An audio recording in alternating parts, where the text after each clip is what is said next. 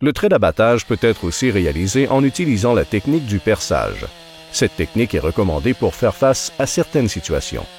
Par exemple, lorsque les arbres sont inclinés dans la direction de la chute, quand il y a présence de caries de cœur, ou encore au moment où vous abattez les arbres et qu'ils ventent. Lorsque le perçage doit être pratiqué dans un arbre dont le diamètre est inférieur à la longueur du guide-chêne, procédez de cette façon. Faites une entaille de direction. Insérez d'abord le côté inférieur du guide-chêne pour éviter tout rebond. Continuez le trait jusqu'à ce que vous ayez atteint l'épaisseur convenable de la charnière et sciez le talon qui maintient l'arbre.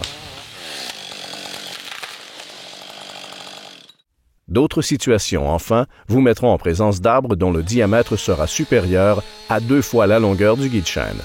Dans ce cas, faites une entaille ouverte. Insérez la scie à chêne au milieu de l'entaille de direction et attaquez le bois avec le bout inférieur du guide-chêne, de façon à éviter tout rebond. Effectuez un premier perçage sur un côté de manière à conserver la charnière et le talon. Effectuez le deuxième perçage sur l'autre côté, en conservant toujours la charnière et le talon. Finalement, sciez le talon qui retient l'arbre.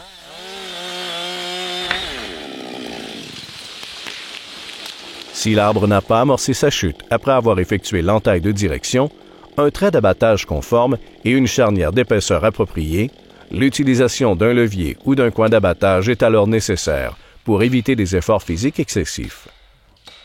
Dès que l'arbre amorce sa chute dans la direction voulue, l'abatteur se retire dans sa voie de retraite. Souvenez-vous que toutes les étapes d'abattage sont interdépendantes et chacune doit être accomplie avec précision.